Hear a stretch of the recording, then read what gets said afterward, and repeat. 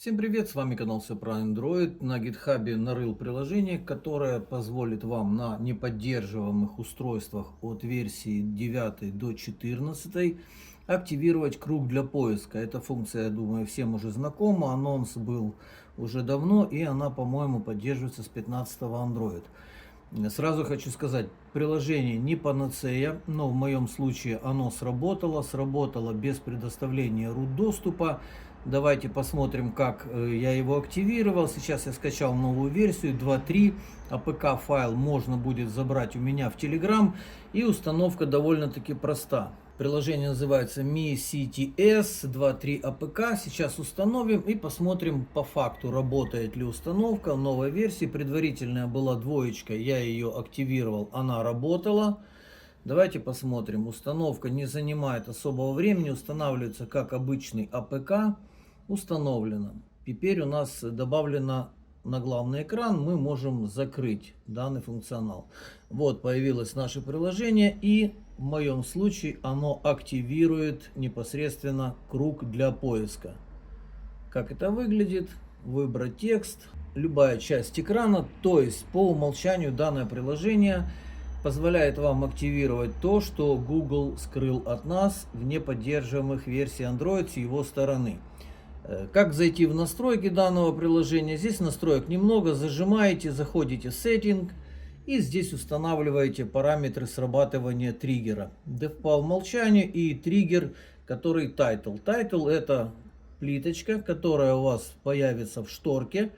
Добавить ее можно сюда простым выбором.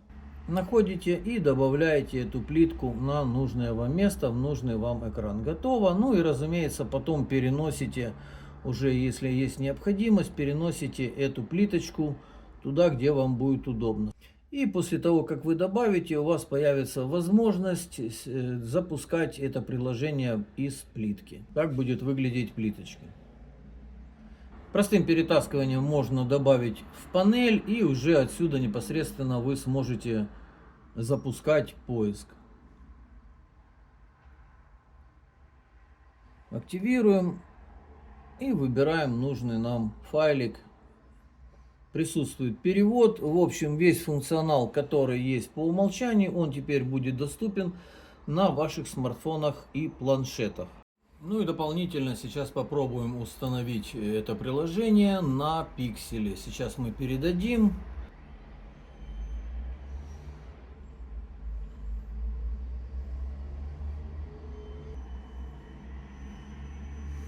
Установим его через дополнительный сервис.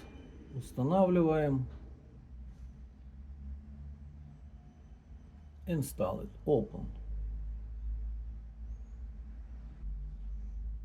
Ну, на пикселе все гораздо проще.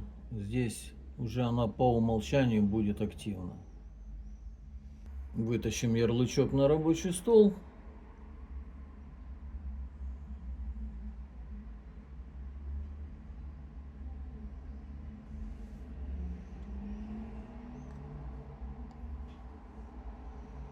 И теперь у нас здесь тоже все работает.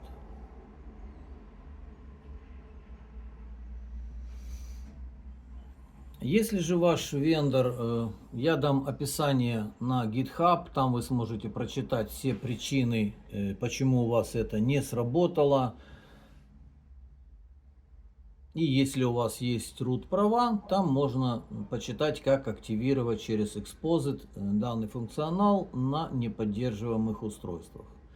Я на этом буду заканчивать. Не забудьте подписаться на канал. До новых встреч!